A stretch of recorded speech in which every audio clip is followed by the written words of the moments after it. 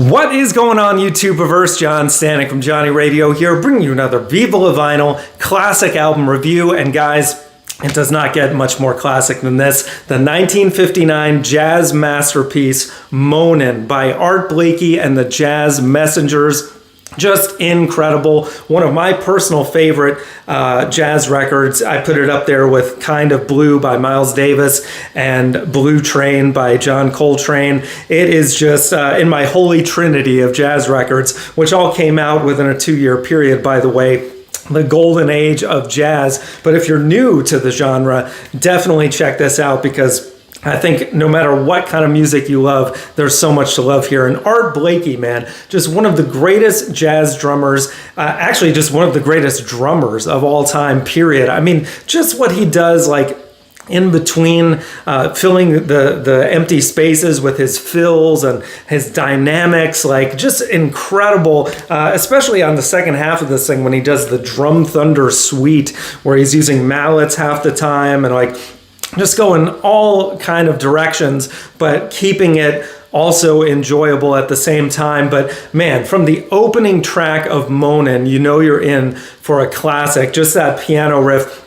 Dun, dun, dun, dun, dun, dun, dun, dun, bam, bam. It's so awesome, and everybody gets a chance to shine here. All of the Jazz Messengers, which he put together an amazing group of people. You got Lee Morgan, the Sidewinder himself, on trumpet, Benny Golson on tenor sax, Bobby Timmons, who I think is like the MVP aside from Art on here, on piano, and Jimmy Merritt on bass. And Bobby Timmons wrote the title track, so credit to him, man. But his playing too on that song, freaking incredible, so good. Then you got Are You Real, the second song on here, which feels like it's going in like 5 different directions at once, but somehow still feels grounded. And you can definitely hear how artists like Justin Hurwitz, who did the La La Land soundtrack, was definitely inspired by songs like this. It's just that classic jazz that, it's timeless, man. It's beautiful. Along Came Betty kind of takes it down a little bit energy-wise, but has such a good groove to it. Beautiful song. There is not a weak track on here. I mean, Blues March is not my favorite, but then when it comes back to Come Rain or Come Shine at the end, it's just like, yes, man. It's one of those perfect experiences, like right around 45 minutes in length, which to me is like perfect album length, unless you're going for a double album type thing. But yeah, you can't really get much better than this when you're talking about jazz.